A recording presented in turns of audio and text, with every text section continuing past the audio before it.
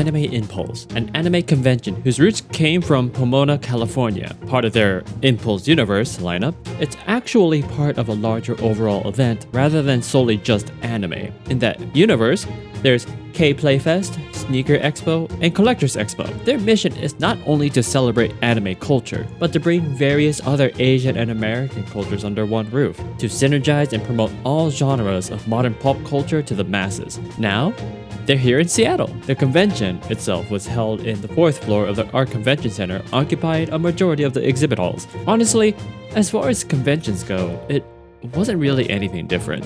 You have your Artist Alley, the Exhibitors Hall, the whole shebang, just a little smaller, which is to be expected for the convention's first time here in Seattle. Of course, every convention always brings something to draw people in. What Anime Impulse brought in were actually two things: Delicious in Dungeon programming and a VTuber meet and greet from both Polostars EN and Nijisanji EN. I was interested in the Delicious in Dungeon stuff, so I was excited for the panel that they were going to have on Saturday. What was interesting for this panel, however, is that they had both the Japanese and the English voice actors for Laios and Shilchuk. Unfortunately, there were no videos or photography allowed for the panel, so I only have the notes I wrote down while there.